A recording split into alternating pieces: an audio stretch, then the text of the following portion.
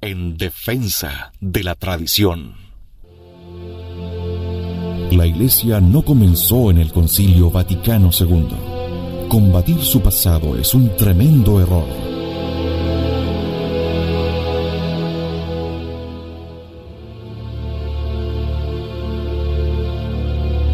En defensa de la tradición, nos dedicamos a demostrar el terrible daño que ha producido el abandono de la tradición de la Iglesia.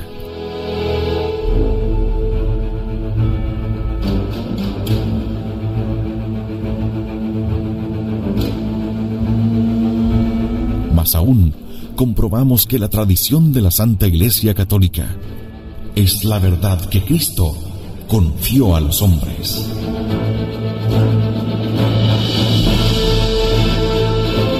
En defensa de la tradición. En Convicción Radio.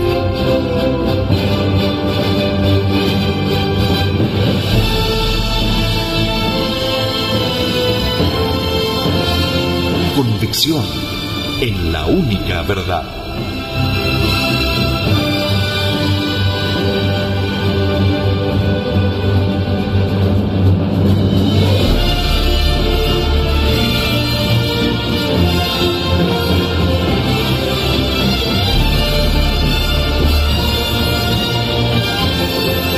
Porque la Santa Iglesia Católica Apostólica Romana es la única iglesia de nuestro Señor Jesucristo.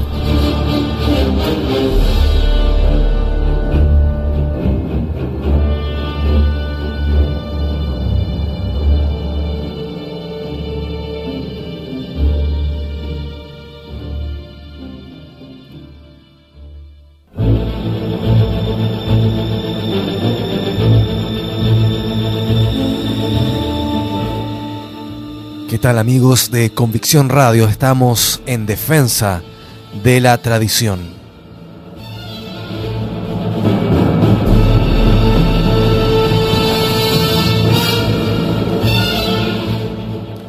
Proseguimos paso a paso con el conocimiento de las doctrinas que dieron lugar a la consecuencia final del avance del modernismo dentro de la Iglesia, el Vaticano II.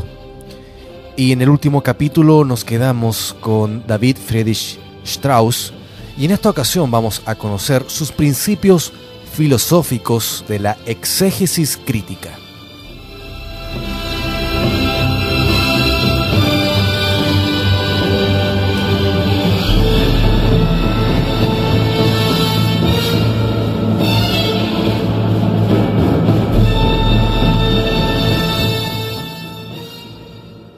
Una cosa es examinar el aspecto externo de la exégesis de Strauss en su vida de Jesús, y otra es descubrir los principios subyacentes.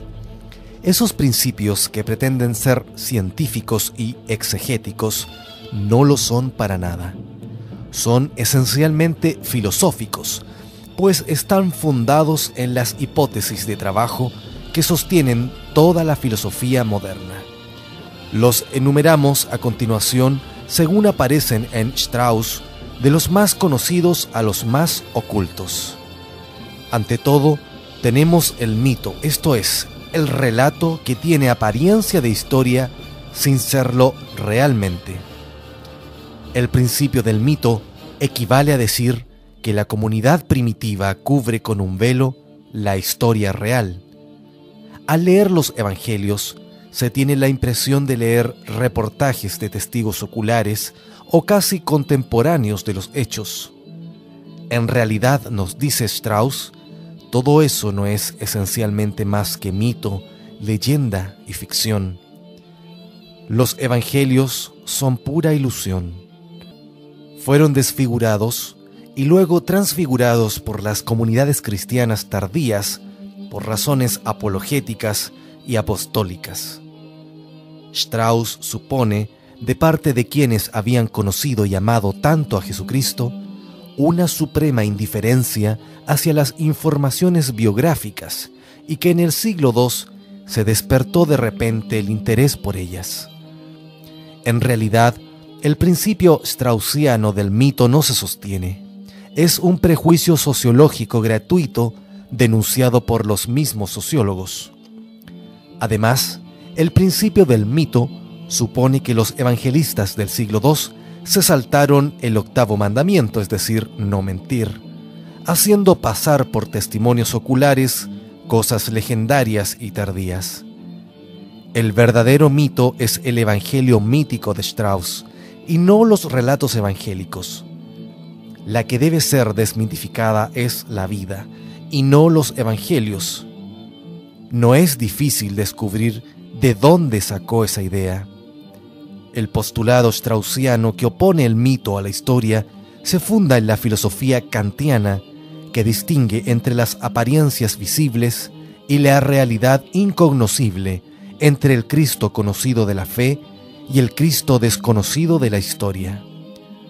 Ritschl reconoce sus fuentes kantianas más claramente que su maestro Strauss cuando afirma: «Pero, ¿por qué queréis que Él os diga quién es el Cristo en sí mismo? ¿Qué es la revelación en sí misma? ¿Qué es el milagro en sí mismo?» Todo eso son juicios metafísicos, juicios de existencia, de la cosa en sí, incognoscible, son Seinsurteile, y el alma religiosa no tiene nada que hacer con esos juicios.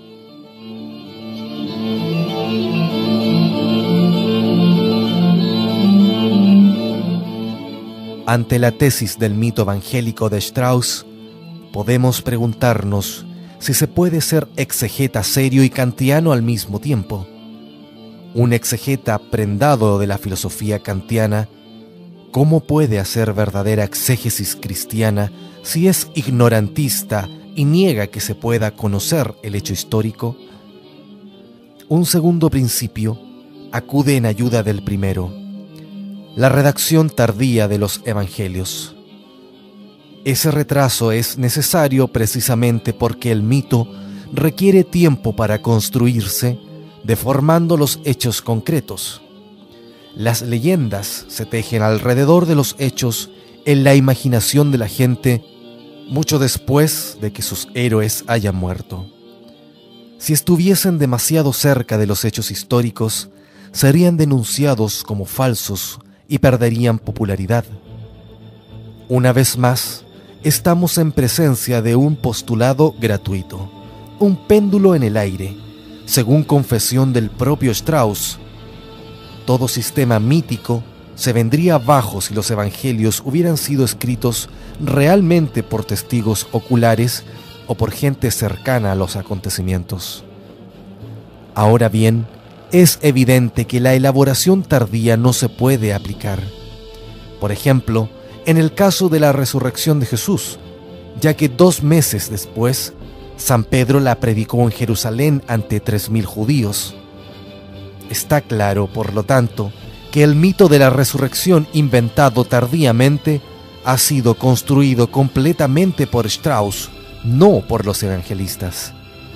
De hecho, Harnack, uno de los más ilustres sucesores de Strauss en la crítica radical, tomó en consideración la datación antigua, ya que, según él, es indiscutible que los evangelios nos ponen en presencia de una tradición primitiva.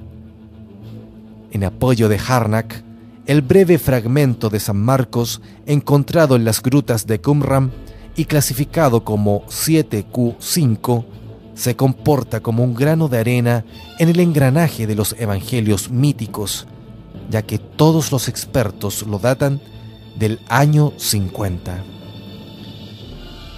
En realidad, bajo todos estos prejuicios, subyace una hipótesis de trabajo.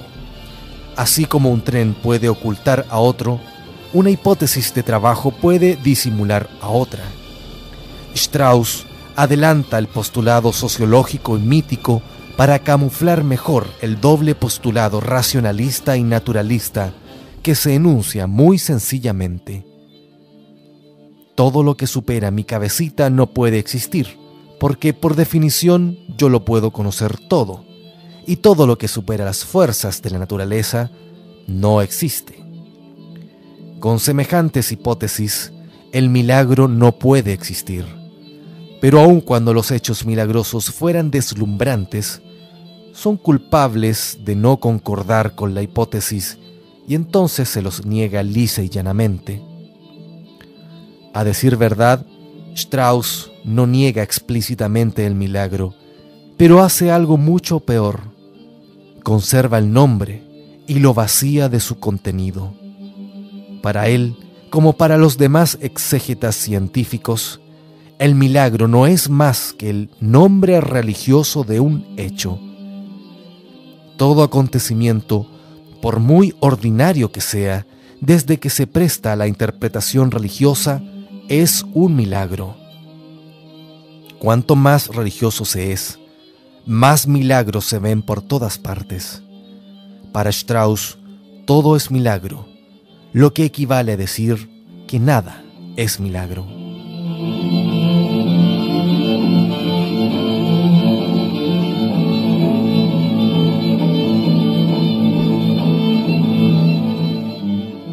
Revelar el mecanismo secreto de un sistema basado por completo sobre un prejuicio filosófico racionalista es la mejor manera de refutarlo.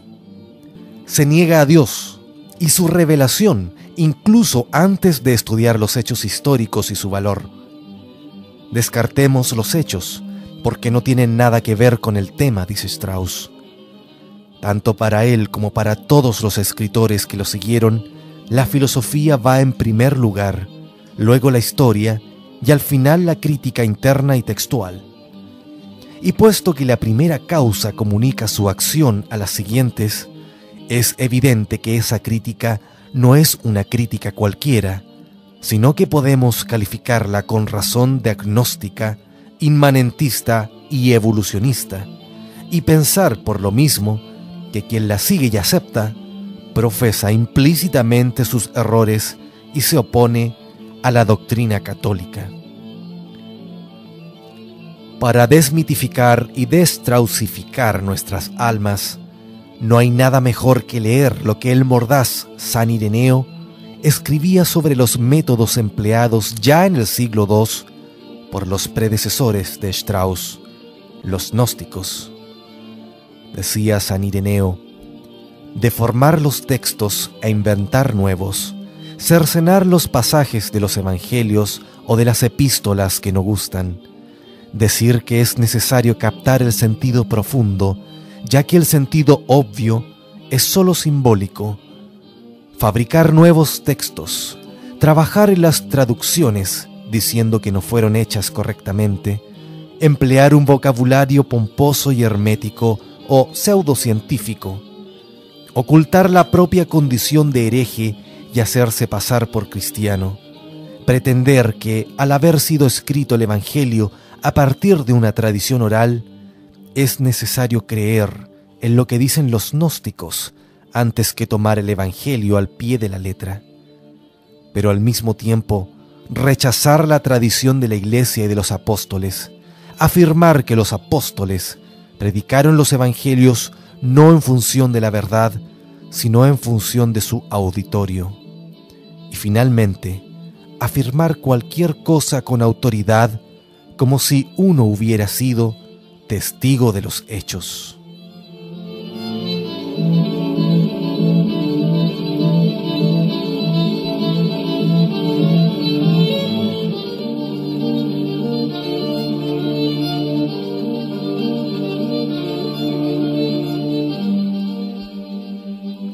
Damos por concluido entonces el conocimiento de la pseudofilosofía de David Friedrich Strauss, un importante modernista protestante, heredero de Kant. En el próximo capítulo comenzaremos a conocer el pensamiento de Schleiermacher y la religión de la conciencia.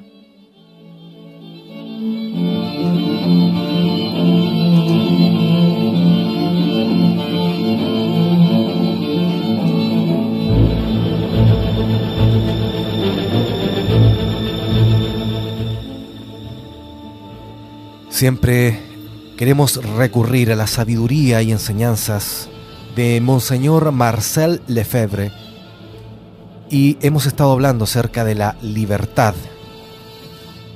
Hagamos entonces un poco de filosofía y una reflexión en torno a las tres clases de libertad que existen, junto al pensamiento de Monseñor Marcel Lefebvre, quien sin duda estuvo toda su vida en defensa de la tradición. Las tres clases de libertad son la libertad psicológica, la libertad moral y la libertad física. Primero, la libertad psicológica, o libre arbitrio, propia de los seres provistos de inteligencia y que es la facultad de determinarse hacia tal o cual cosa, independientemente de toda necesidad interior, es decir, reflejo, instinto, etc. El libre arbitrio constituye la dignidad radical de la persona humana, que es el ser sui juris, depender de sí misma, y por lo tanto ser responsable, lo que no ocurre con el animal. También tenemos, como decíamos, la libertad moral, que concierne al uso del libre arbitrio. Uso bueno si los medios elegidos buenos en sí mismos conducen a la obtención de un buen fin. Uso malo si no conducen a él o si son intrínsecamente malos. Veis entonces que la libertad moral es esencialmente relativa al bien. El Papa León XIII la define magníficamente y de una manera muy simple. La libertad moral, dice, es la facultad de moverse en el bien. La libertad moral no es entonces un absoluto, es totalmente relativa al bien, es decir, finalmente a la ley. Pues es la ley, y primeramente la ley eterna, que está en la inteligencia divina, luego la ley natural, que es la participación a la ley eterna por la criatura razonable. Es esa ley la que determina el orden puesto por el Creador entre los fines que Él asigna al hombre: sobrevivir, multiplicarse, organizarse en sociedad, llegar a su fin último, que es Dios, y los medios aptos para obtener esos fines. La ley no es una antagonista de la libertad, es al contrario una ayuda necesaria, lo cual vale también para las leyes civiles dignas de ese nombre. Sin la ley, la libertad degenera en licencia, que es hacer lo que me place. Precisamente, ciertos liberales, haciendo de esta libertad moral un absoluto, predican la licencia, la libertad de hacer indiferentemente el bien o el mal, de adherir indiferentemente a lo verdadero o a lo falso.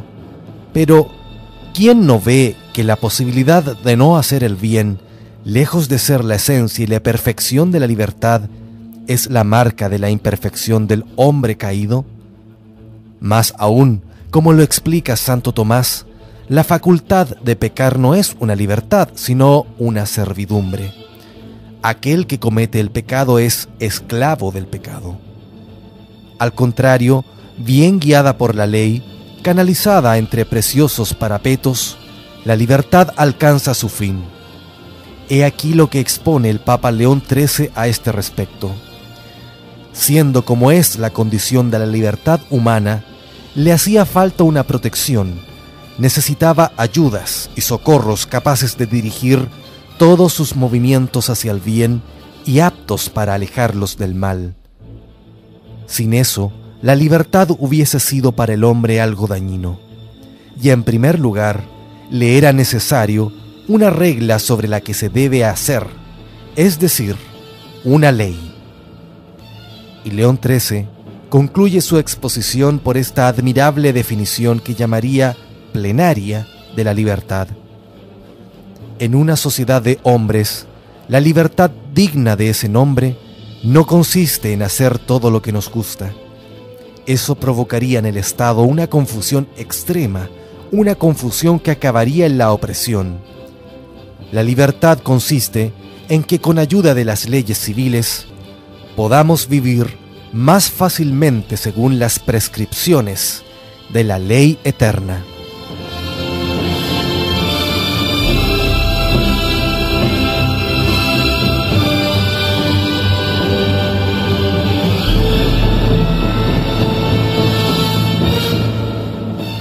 Finalmente, la libertad física.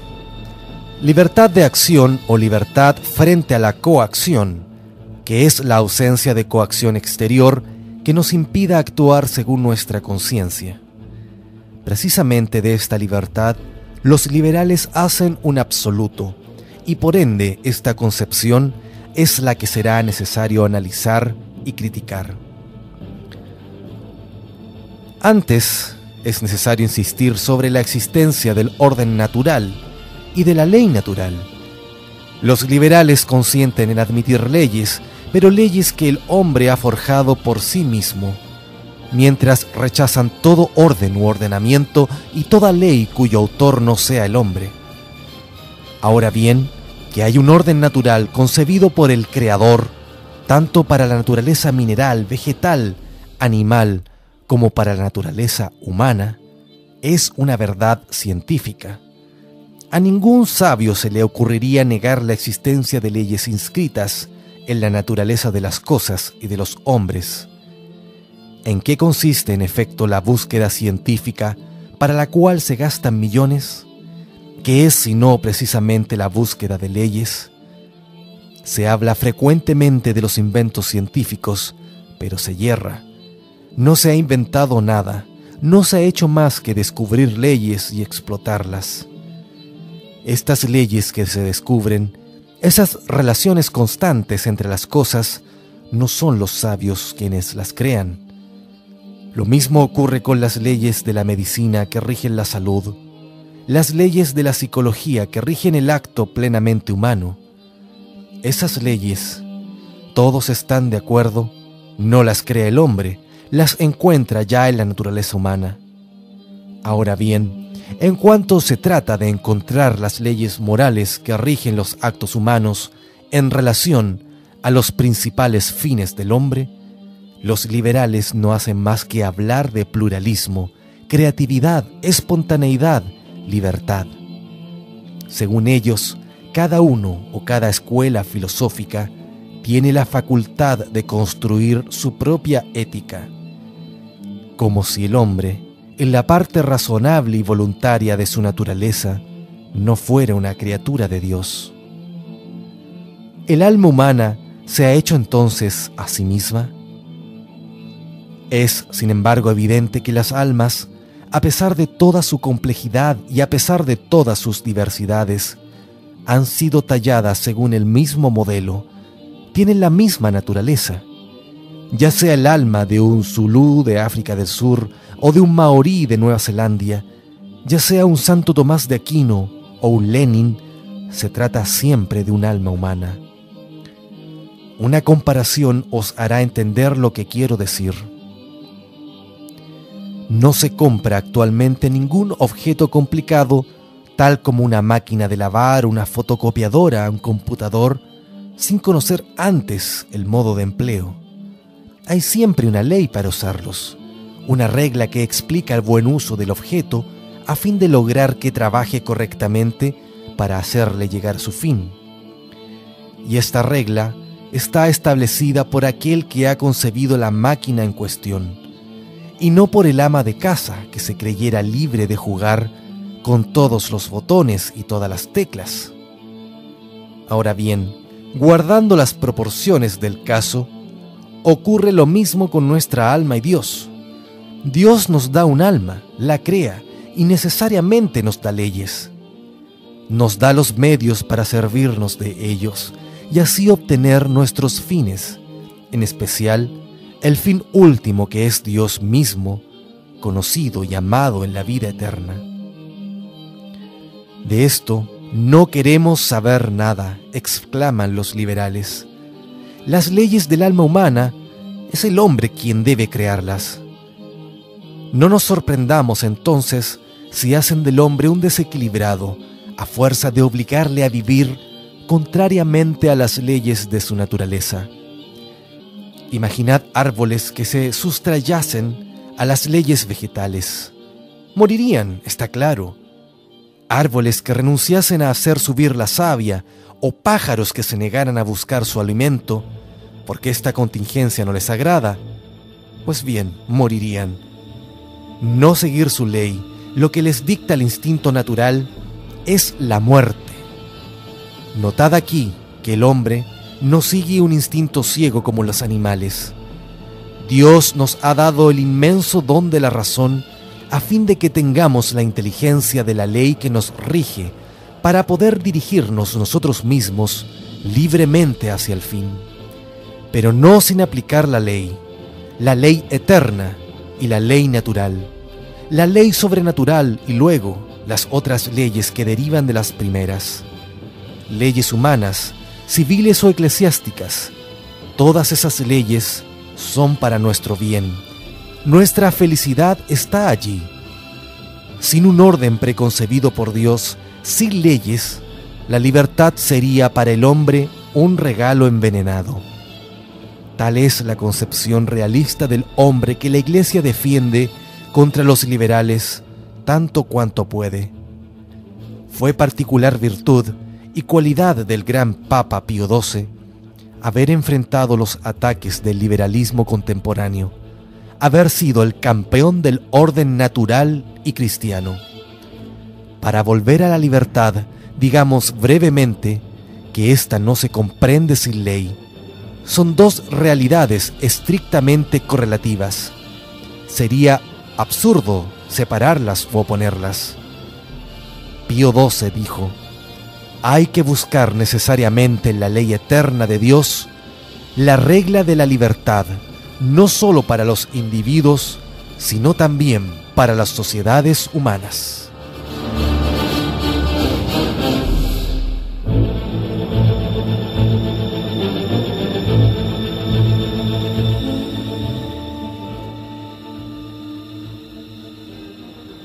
Hay que buscar necesariamente en la ley eterna de Dios la regla de la libertad, no solo para los individuos, sino también para las sociedades humanas. Contrastemos esto con la realidad, con la formación que están recibiendo los jóvenes, con las actitudes que demuestran claramente un odio hacia el orden y hacia la ley divina, la ley natural y la propia ley humana, toda la cual nos puede facilitar el camino hacia Dios.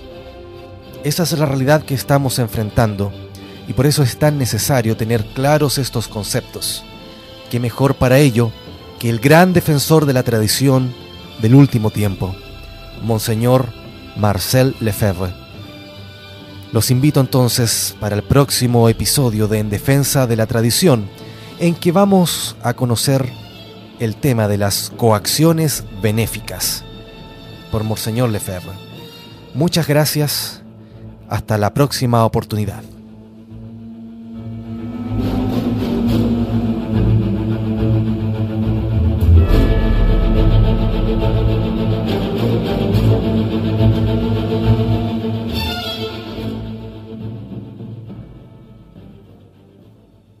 En defensa de la tradición.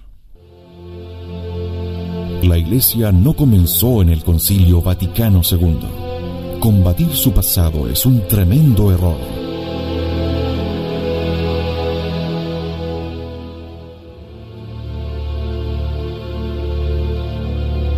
En defensa de la tradición, nos dedicamos a demostrar el terrible daño que ha producido el abandono de la tradición de la Iglesia.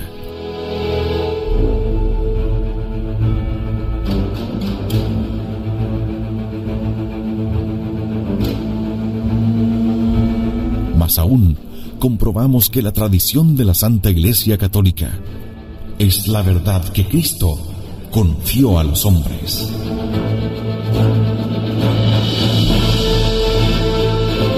En defensa de la tradición. En Convicción Radio.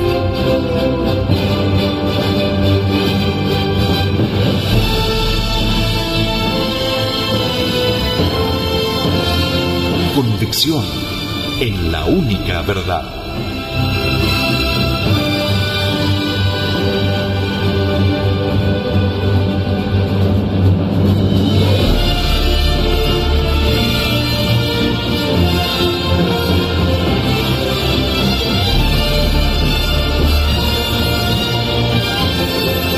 Porque la Santa Iglesia Católica Apostólica Romana es la única iglesia de nuestro Señor Jesucristo.